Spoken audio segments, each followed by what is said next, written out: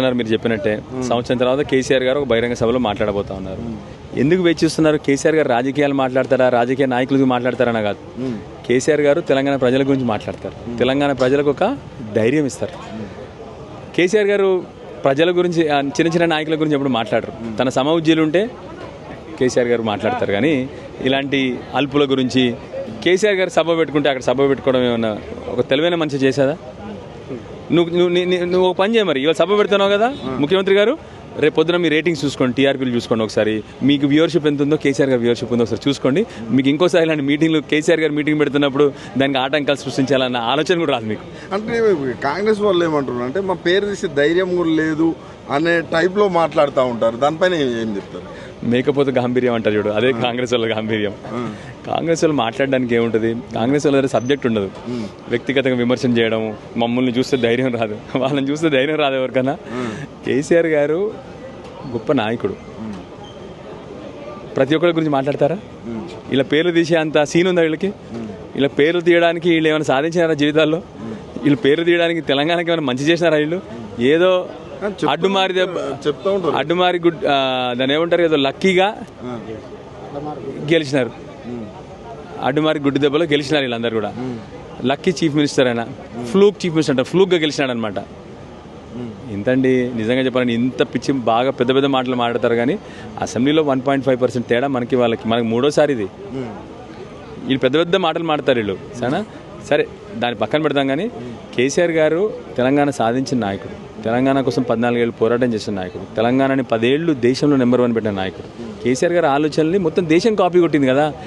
అలాంటి వాళ్ళు నా గురించి వీళ్ళు మేము ఫ్రీ బస్సు పెట్టినాము, నీ గురించి ఏం ఆడాలి చెప్పండి కేసీఆర్ గారు? నీ వల్ల ఏమైనా రాష్ట్రానికి అభివృద్ధి జరిగిందా? నీ వల్ల ఏమైనా ప్రజలకు ఏమైనా అవుట్కమ్ వచ్చిందా ఇప్పటి వరకు? కేసీఆర్ గారు పెట్టినటువంటి పథకాలు కూడా సరిగ్గా పెట్టలేండి అసమర్థులు మీరు. మీ గురించి కేసీఆర్ ఏం ఆడాలి చెప్పండి ఇప్పుడు? సో అందుకొరకే మాట్లాడదు తప్ప ఇలా ధైర్యం ఇవన్నీ జోకులు అవన్నీ కూడా. అంటే సార్ మీరు లోకల్లో కూడా చూస్తున్నాం, సంజయ్ వర్సెస్ సంజయ్ నడుస్తూ ఉన్నది. ప్రధానంగా ఏది కేసీఆర్ గారిని కావచ్చు, ఇంకా వేరే వాళ్ళని విమర్శించకుండా మెయిన్ మీ పైనే విమర్శలు వస్తూ ఉన్నాయి. ఆయన ఎప్పుడు మాట్లాడినా మీ గురించే మాట్లాడుతున్నాడు. ఏం చెప్తారు? ఆనెస్ట్గా నాకు ఎప్పుడు ఎవరు శత్రువులు ఉండరు. ఎవరైనా ఉంటే పార్టీల పరంగా, సిద్ధాంతపరంగా ప్రత్యర్థులు ఉంటారు నాకు. ఆయనకి గొప్ప నాయకుడు ఆయన. నిన్న చెప్పడం నేను నిన్న విన్నా. అంటే నాకు తెలిసి మొన్న 2018లో కేసీఆర్ గారి ఆశీర్వాదంతో ఎమ్మెల్యే అయినా నాకు తెలుసు. కానీ నాకు నా రాజకీయ అనుభవం 1984 అని చెప్పాడు. అప్పుడు నేను చెడ్డి చేసుకున్న బచ్చగాడిని ఇంకా అప్పుడు. సో అంత పెద్ద నాయకుడు నేను కాదు. సో అలాంటి గొప్ప నాయకుల గురించి నేను మాట్లాడే సమర్థత నాకు లేదు. కానీ ఒకటే చెప్తా ఉన్నా, నువ్వు గొప్ప నాయకుడు అని ప్రూవ్ చేసుకోవాలంటే ఇవాళ ప్రజల ముందు వచ్చి నువ్వు ఏ పార్టీయో చెప్పు. బీఆర్ఎస్ పార్టీ రా, ఇవాళ వచ్చి బీఆర్ఎస్ పార్టీ సభలో కూర్చో. ఆహ్వానించారు మీరు, మీ పార్టీ కదా, అంటే మీ పార్టీని చెప్పుకుంటున్నాడు. చెప్పుకోవడం కూడా స్పీకర్ కూడా అదే చేసింది. అదే ఇవాళ మీటింగ్ ఎక్కడ అవుతా ఉంది? జగిత్యాల ఎమ్మెల్యే ఎవరు ఇప్పుడు? సంజయ్. బీఆర్ఎస్ పార్టీ ఎమ్మెల్యే మరైనా అయితే ఎవరు ఆర్గనైజ్ చేయాలి ఇక్కడ? సింపుల్ కదా. ఇన్ఫర్మేషన్ ఇట్లా ఇయ్యలేదేమో, అట్లా నాదారపడి ఉంటాడేమో, కొంచెం బాధలో ఉన్నాడేమో. అరే మేమేమో అందరం ఆయన ఆర్గనైజ్ చేస్తాడు అనుకుని మేము అనుకున్నాం. అదే అని చెప్తాను. అందుకొరకే అటు కాకుండా ఇటు కాకుండా ఉన్నాడు, అటు కాకుండా ఇటు కాకుండా ఉన్నాడు.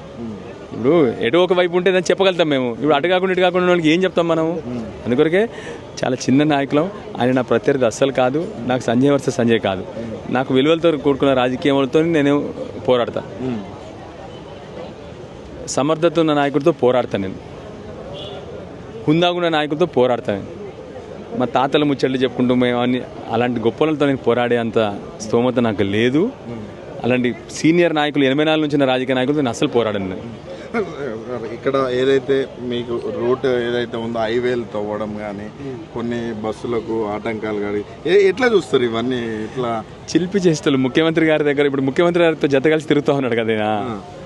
ముఖ్యమంత్రి గారు చేసే చిలిపి చేష్టలకి ఈయన వంతు పలుకుతా ఉన్నాడు. కేసీఆర్ గారి మీటింగ్కి రోడ్డు దవ్వుతో ప్రజలు రాకుండా ఉంటారా? ఎంత తెలివితో కొలివి నాకు అర్థం కాదు. కేసీఆర్ గారు మీటింగ్ చూడడానికి మా కాన్స్టిట్యున్సీలో మొన్న అంటాను, సార్ రోడ్డు దవ్వుతో మేము నడుచుకుంటూ వస్తాం సార్ ఆడవరకు అని చెప్పినారు వాళ్ళు. మాకు బస్సులో వద్దు ఏమొద్దు, మేము నడుచుకుంటా కేసీఆర్ గారు మీటింగ్కి వస్తాం సార్ అని చెప్పినారు. 30 కిలోమీటర్ల నుంచి పొద్దున బయలుదేరుతాం సార్, సాయంత్రం 5 గంటల వరకు చేరుతాం సార్ అని చెప్పినారు.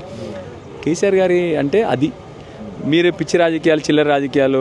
ఇవాళ మీటింగ్ పెట్టుకొని ముఖ్యమంత్రి గారు బస్సులు అటువైపు తీసుకెళ్తే మాత్రం ప్రజలు రాకుండా ఉంటారా? ఇవాళ నేను చెప్తా ఉన్నాను, మొత్తం జగిత్యాల టౌన్ అంతా, ఈ సభనే కాదు జగిత్యాల టౌన్ అంతా కూడా గులాబీమయం కాబోతూ ఉంది.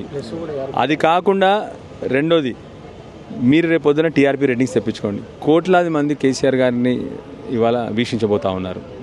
అలాంటి కేసీఆర్ గారిని మీరు ఆటంకాలు కలిగిస్తా కేసీఆర్ గారి మీటింగ్ కానీ మీరు చిన్నగా ఆలోచిస్తే మీరు చిన్నోళ్ళు అవుతారు తప్ప కేసీఆర్ గారిని మీరు చిన్నోళ్ళు చేయలేరు. ఈరోజు ఏదైతే రైతు భరోసా పేరు మీద ఈ రోజే రిలీజ్ చేయడం, అదేవిధంగా ఈరోజే సీఎం మేడిగడ్డకు పోవడం, ఎట్లా చూస్తారు సార్ మీరు? కానీ నిజంగా మీరు అడుగుతున్న ప్రశ్నకి రేవంత్ రెడ్డి గారిని ఒకటి మాత్రం ఒప్పుకోవాలి. ఆ రోజు చెప్పినాడు, జనాల్ని పిచ్చోళ్ళు చేయడమే మా పని, రాజకీయ నాయకుల పని, నేను జనాల్ని పిచ్చోళ్ళు చేస్తా అని చెప్పినాడు. అదే ఇవాళ చేస్తున్న పని. ఇవాళ